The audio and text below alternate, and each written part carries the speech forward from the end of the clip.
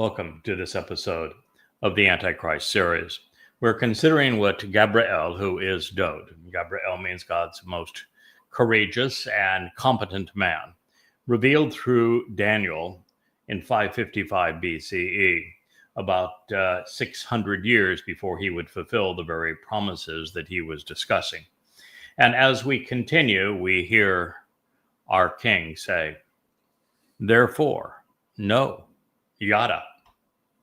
It is beneficial for you to be aware of, to possess this information that is required to recognize, to acknowledge, yada, and to gain thereby the insights to understand, washakal, realizing that the best option is for you to be prudent after learning, succeeding by and prospering by being attentive, properly educated, enlightening, and wise, perceiving that from the going forth of the word, the stage being set to begin the process in accord with the message, to return and to restore. Shub, rebuilding Jerusalem, the source of teaching and guidance on reconciliation, until the restoring testimony and the eternal witness of the Son of the Sovereign, who is conspicuously making this known, and who is providing the leadership and counsel on behalf of the Messiah, the anointed Messiah, or 7 sevens, and thus 7 promises and fulfilled vows. Therefore, in 62 weeks, she will be restored. Shub, she will return and rebuild and reestablish and fortify the way to grow and to expand. Rakab, opening the way by expanding where people can congregate to grow larger, by being diligent and decisive, by becoming sharper, more determined, and increasingly judgmental in a troubled time of oppression, during a period of anguishing subjugation, restrictions, constraints, and persecution, being harassed into and pushed into a corner. Daniel, my God is judgmental, 9:25. Then after the 62 weeks, the anointed Messiah, he will be cut off and separated, but not for himself. Gabriel, who made this pronouncement, he is God's most confident and capable, courageous and combative man, prefaced the prophecy with yada and with shakal. That is to say, by prudently processing this information as it comes from the man Yahweh would refer to as yada, we gain the insights needed to understand. And in this way, Dode, as Gabriel, is the thinking man's prophet. When he is speaking, as is also the case with Elia and with Yeshaya, one's brain needs to be engaged to keep pace. So when he repeatedly indicates that to figure this out, we will need to be discerning, learning by processing the information which he is providing in a exceedingly intelligent, cerebral manner. Experience dictates that we follow his advice. In other words, we should consider how the pieces of this puzzle that he has provided fit together, as opposed to, say, plucking the Messiah references out of context to promote an agenda contrary to something else, he said. And on that same page with the Messiah, we should linger on this page for a moment and spend a little more time with him. He is predicting that there will be a public decree issued regarding the liberation of Yehudim, Jews, from Babel, from commingling and confusion, Therefore, it is worth considering the similarity between this and the decree to leave Mitzrayim, the crucibles of religious and political oppression during Pesach, to begin the Yatza Exodus. This is because Yahweh introduced Pesach, Matzah, and Bikurim, and then Shabuah to the physically literate children who were ultimately liberated as the children of Israel from religious and political oppression. Unfortunately, they took it with them, but God separated them from it. The process would continue with Yahweh explaining the nature of these Mikra to Moshe within his Torah guidance, which is likely was received, although we're not told specifically. It's certainly implied, beginning on Shabuah. This ultimately led to God's people entering, the promised land, but after 40 years. The proclamation Dowd is currently addressing is similar. This time, Yehudim will be liberated from religious and political subjugation in Babel, which is the birthplace of the beast, which would evolve from Babylon to Media Persia, to the empire of the Greeks, to that of Imperial Rome, and then Roman Catholicism. Not only would they be physically freed, Yehudim would be able to rebuild Jerusalem, the source of guidance on reconciliation in the city of Dowd. So after the passage of a specified time, Dowd's Nefesh soul would return to his city to serve his people by fulfilling Pesach and Matzah, leading to Bikurim. Then the promise of enrichment and empowerment was honored, and would play out in the harvest of Shabuah. In so doing, the Nefesh souls of the covenant members would be allowed to come home to survive the tyranny of Roman politics and the subjugation of the Roman Catholic religion. Nearly 40 Yobel thereafter, we are using Shabuah and Teruah to call the covenant family back home, back to the promised land, to their Messiah, and to Yahweh. This will culminate with the grand reunion during Dowd's return on Kippurim, reconciliations, which leads to Sukkah, camping out with our Father and his family forevermore. Now, in this way, with the proclamation to leave Babylon, and restore Jerusalem, the source of guidance on reconciliation, one event foreshadows the next, becoming a harbinger for what follows.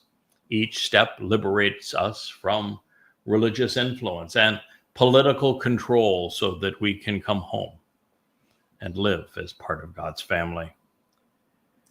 In conjunction with the redemption of his people, the Neged, son of the sovereign, by Neged publicly revealing what would occur, explaining how it would transpire, and then demonstrating the character and courage to bring this to fruition, is the very man who is providing the leadership and counsel as Hamashiach, the Messiah. He is fulfilling his vows and those of his father over the course of 7 Moed. But of course, there's more to it than that, because Dowd would have a herald, and his name would be Yada, and he would be a son of the sovereign. Now, recognizing that Dowd's gruesome and heroic portrayal of his soul's fulfillment of Pesach, Matzah, and Bikurim in the 22nd Mizmor, depicting what would happen to him more than 400 years prior to this proclamation and 1,000 years before he would endure that torment, this pronouncement may be the most cathartic ever made. It began after the 62 weeks. The anointed Mashiach will be cut off, but not for himself, actually, is how it concluded. Now, this self-portrait is awe-inspiring, really. So courageous and compassionate, it's hard to properly convey the enormity of this moment. We should all be overwhelmed that Gabriel Dowd volunteered to endure. And this, and overjoyed that he saw it through and accomplished the mission.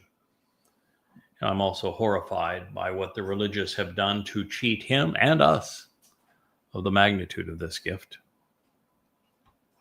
Now, I'm not immune to criticism either. Over the past 24 years, I've made more excuses for Daniel 25 and 26 than anything else in the Tanakh. And now I know that it is only from the perspective of Dowd revealing what he would achieve that these words actually ring true. The only prophetic statements which rival this in the challenge they pose to translation and understanding are 2 Samuel 7 and Yeshaya 9, both of which we have and will continue to consider. And it was in the first of these, reading Yahweh's response to Dowd, wanting to build a home for him, that we were finally able to resolve the identity of the Son of God and the very man who will return as king, both being Dowd, neither being Jesus.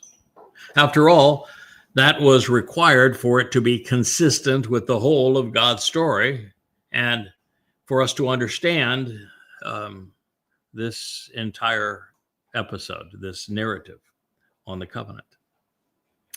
And in that case, we had to appreciate that God went from speaking to us or speaking directly to his beloved Son to speaking to us about him. And in this case, we have some similar challenges as it relates to the audience. God is speaking of him, in that case, to us, and then he goes directly back to speaking to his Son in 2 Samuel 6. The identity of the Son, of course, in Yeshaya 9, also lays in the recognition that the only name which appears in the text identifies him as Dowd. There's only one person to whom all of these accolades are applicable as well. So if you recall, in the preamble to this prophecy, Gabriel, God's most capable and courageous man, listed many things which would be resolved as a result of what he would accomplish, some of which were achieved during Chag Matzah, while most will be fulfilled upon Dowd's Yom Kippurim return, and actually the preamble to that on the day of the Herald, Yom Teruah.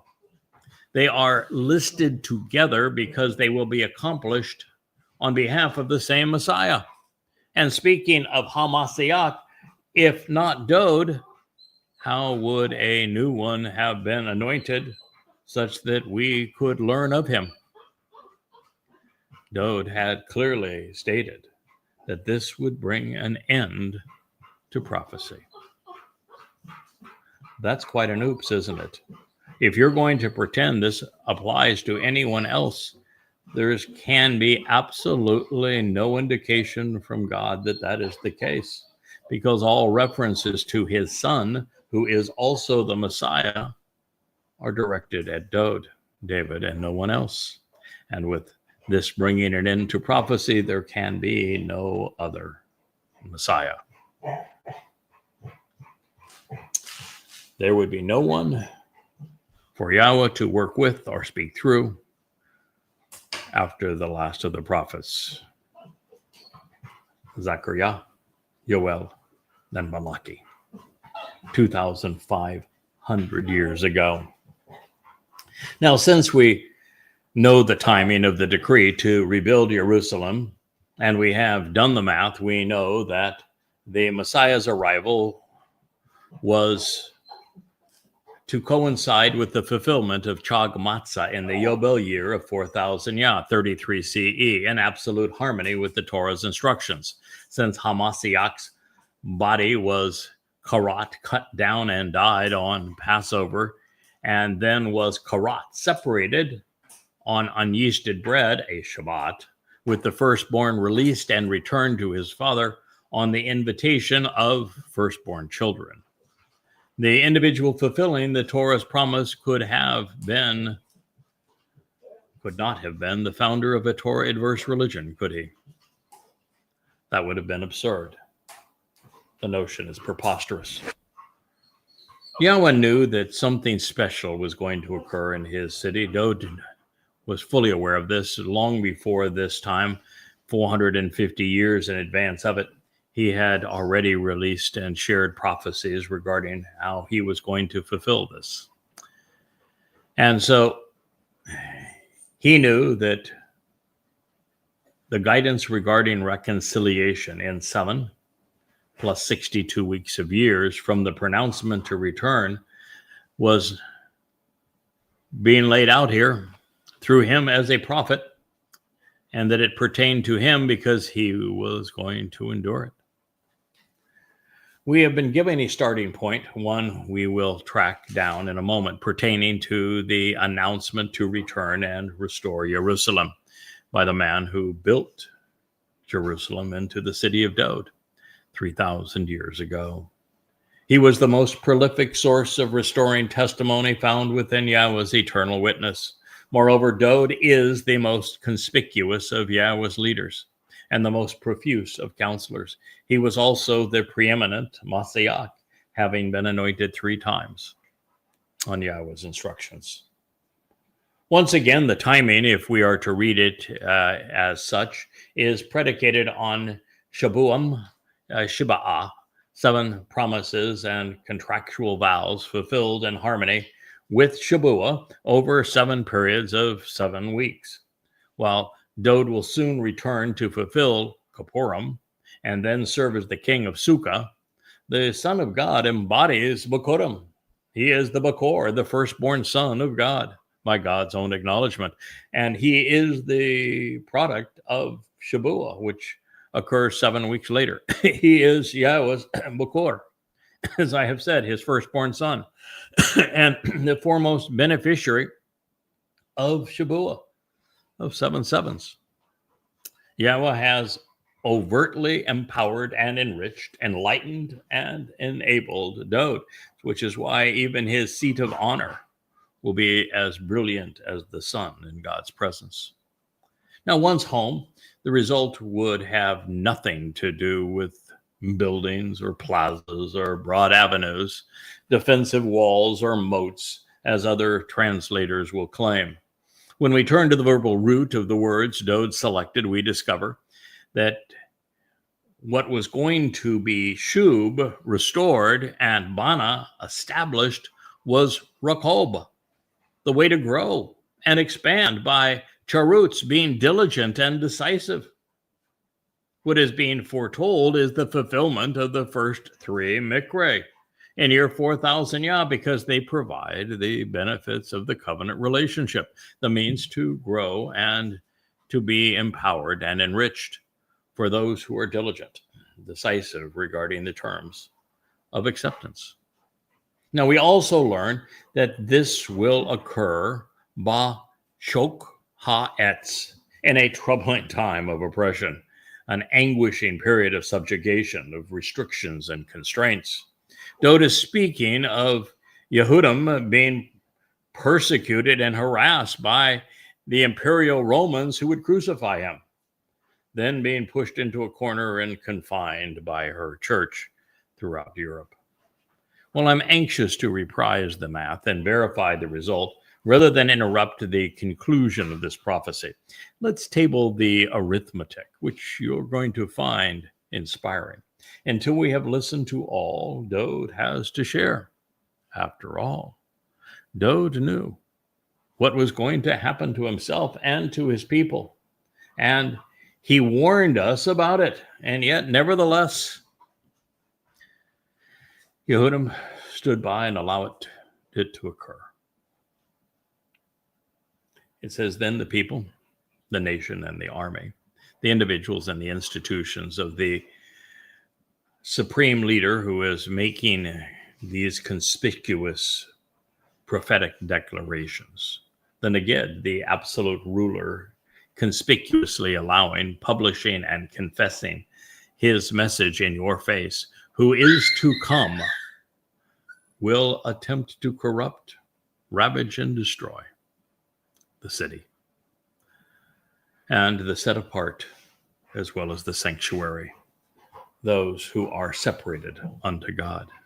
And his demise, when he is cast off at the conclusion of this duration of time, will be overwhelming, seem outrageous, especially intense, and a display of tremendous force.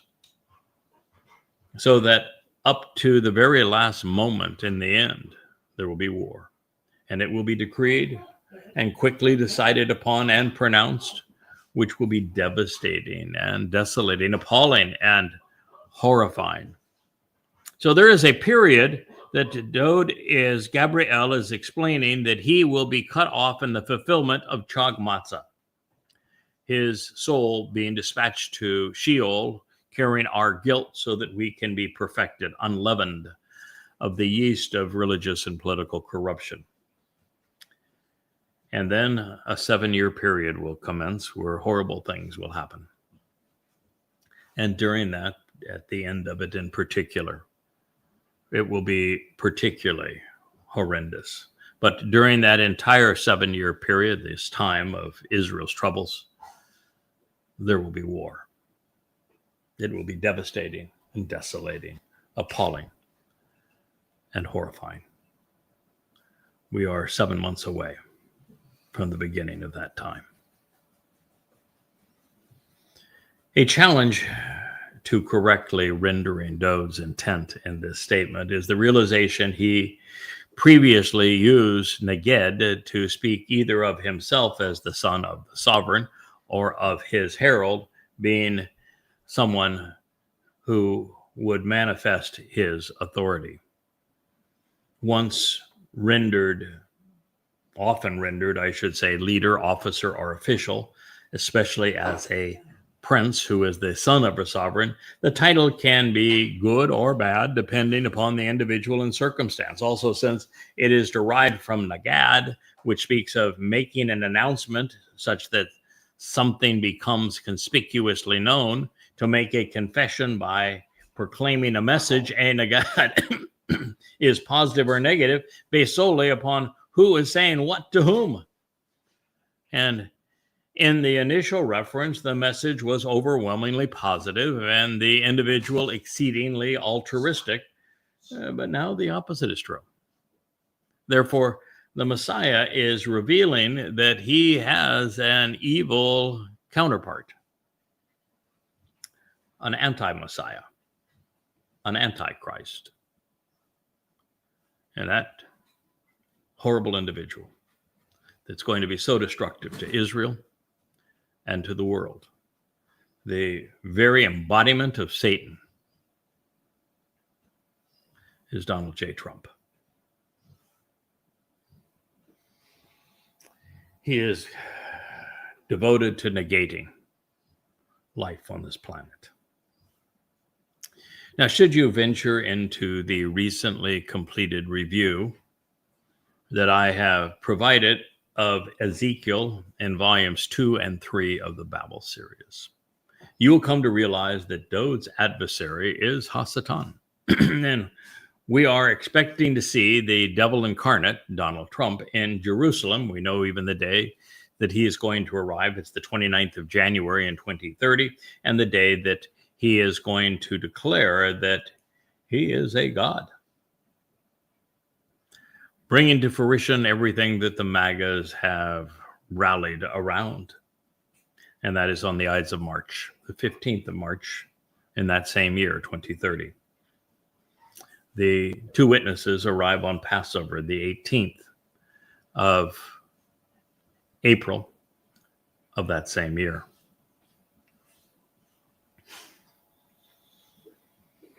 So the devil incarnate, Donald Trump, is going to have a reunion concurrent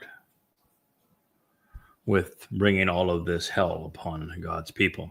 And since Dowd will have been victimized by those affiliated with the adversary during the and following Chag Matzah, with the Romans torturing him and then religious Christians and Jews devouring and discrediting his achievement, there is continuity between those who destroyed the city and the sanctuary in 70 CE, and again in 133 CE, and even those who would abuse the set-apart people thereafter and the devil's advocate. This being the case, we should be on the lookout for Roman Catholics and leaders from nations emerged from the shadow of Imperial Rome, although I have in previous programs already identified the 10 that will trumpet Donald Trump's message. Also, since Dowd revealed that the Am people, nation, and the belligerents of the Neged political leader calling for the Shakath, the destruction of the city, are related to this adversary, we know where to look for them. Because Yeshua told us they would come from the United States. It is apparent that Dowd's evil opposite will flail and then fail before being sent off to Sheol in the fleeting moments of the 6th millennia, actually on the 24th of September of 2033. Upon his arrival, he will be bombastic in Jerusalem, just as he is now, outrageous, egomaniacal, with a perverted character. An overwhelming presence, where the whole world remains fixated on what will he do next. So this last day's tour de force will approach under the guise of being a peacemaker. He's the peace president, you know, as he fans the flames of war against Russia that will be so devastating to the world. Attacked Iran in a day of belligerence, provides all the weapons for Israel to destroy itself and its reputation in Gaza, and now has the U.S. Navy poised to invade Venezuela. But he will quickly decide, of course, that he's going to rally the world against Israel, promoting a war that will be devastating and desolating. So as we discovered previously, at a time certain, 62 weeks of years after Jerusalem is rebuilt, taking us forward in time to year 4000 or 33 CE, the Messiah was going to restore and rebuild the means his people would need to thrive and be diligent and decisive while being oppressed by Imperial Rome. He did so by fulfilling the spring Moed Mikre, providing the benefits of the covenant. However, after this time, the Roman Church, based upon Paul's letters, would replace the anointed Messiah to establish a new covenant. They would position the myth of Jesus Christ as the Son of God and the Messiah instead of David, the man Yahweh declared was the recipient of both titles. Christianity's bogus New Testament is that counterfeit bill. So this, rather than announcing the arrival of a Christian Messiah who would die, but not for himself, says just the opposite. The actual Messiah had this temporal experience and existence cut short and then was separated from his Father to save his people. The greatest life ever lived, Gabriel, which is God's most capable and confident individual, would perform the most heroic and compassionate act in human history. But of course, it would be for naught, tossed away, tossed aside to make two upstart religions possible, Judaism and Christianity. The lone justification for calling Jesus the Christ has been negated by the actual Messiah. eliminating the claims made by Christians and the denials which propelled Judaism's emergence. Paul and his Roman church have conspired to corrupt and destroy Yahweh's city and people. The ultimate expression of their desire will be manifest in the supreme leader who is to come, verbose and authoritarian.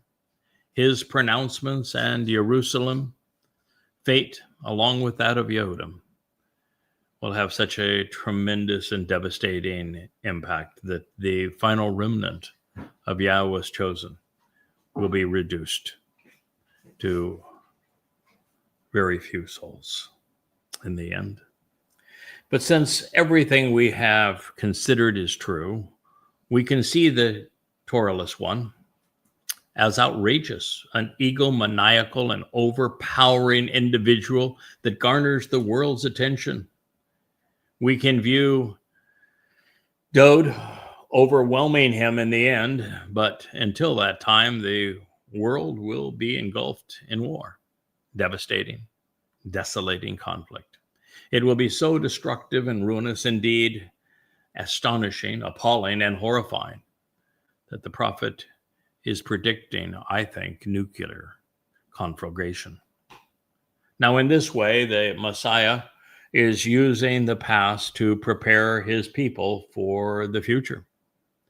Just as Yehudim were given the opportunity to recognize the Passover lamb and the fulfillment of Chag Matzah during a troublesome time, so it will be in the end. Yehudim are to be afforded one final opportunity to accept what Dowd and his father have done for them and arrive together to enable the promise of Kippurim during the conclusion of the time of trouble. Now, in the interim, 3 years before the world goes up in smoke, this monstrous and demonic beast under the ruse of a peacemaker will Gabar Bareth.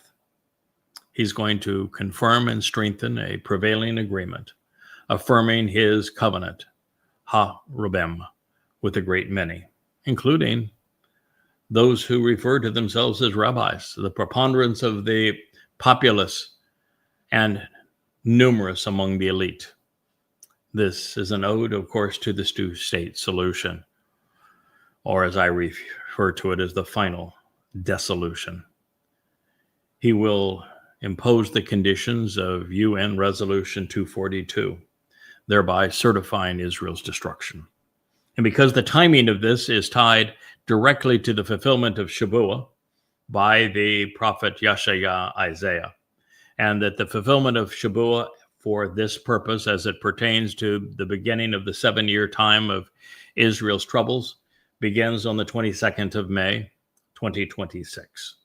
It becomes obvious that this horrible leader who is demon-possessed is the President of the United States, because there are 72 attributes that are listed by Yeshaya in the 18th chapter that describe him as such.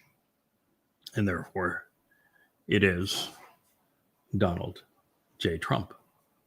And he is the one who is going to affirm this treaty with many. To use Isaiah's words, he's going to thin Israel at the waist so that the country becomes indefensible. This is what he's been positioning for ever since he was demon-possessed and then bribed by the Muslims running Qatar, Saudi Arabia, and the United Arab Emirates. This is what the world celebrated at Peace 25, why Israel was not invited. The very man that Israel views as the second coming of Cyrus is in fact the great betrayer. Israel is now a vassal of the Antichrist. That's how far they have fallen. This is where we are. So what follows affirms what we have long known. Well, the time of Jacob's troubles is going to begin with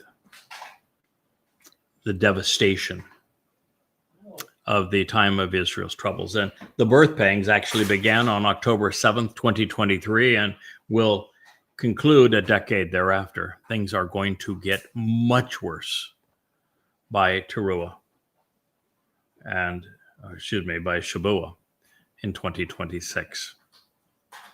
This is going to be a horrific experience for Yisrael. Things will degrade very quickly, with the worst of Jacob's troubles endured during that last 3.5 years, beginning with the first of Abib in 5997 April 3rd of 2030 at sunset. The Shabbat will ultimately be outlawed. Pesach will be corrupted and matzah negated to an ingredient. There will be no Kippurim for the Torahless one, and he's going to put God's ultimate gift of salvation out of reach. And Yahweh's Mikre will be replaced with the likes of the Feast of the Beast, where Dod's body and blood and that of his Bashar are on the menu. There will be a no moon day, a do nothing festival, an all stupid day for the faithful, each endorsed by Ezekiel's Lord. So it is going to be abhorrence personified, appalling abominations, a monstrous religious edict designated to stun and stupefy people far and wide, and robbed of their ability to be perceptive and think critically. The preponderance of people are going to die over the next 8 years. It's all going to happen very quickly and decisively. It's going to paralyze the world that has become almost accustomed to this ongoing cavalcade of chaos that ensues from every word and deed of Donald Trump as the Antichrist. I'd like to conclude this program at this point. We will return to this because it is such an important realization for where we are, whose side you should be on, why you should be exceedingly worried about the MAGA, about the Christians that are endorsing this man, about the Israelis who think that Trump is the return of Cyrus when he is in fact the Torahless one, the great betrayer of whom the prophet spoke. It is a time that you need to make certain that you're on the right side of this equation, because many will die, and they will die separated from God, and those who have deliberately misled others have pursued an anti-Semitic agenda. Well, they're not going to get the luxury of death, and they will be taken into Sheol to spend an eternity there. So what we're going to share with you in these next programs is essential for you to know. I thank you for listening.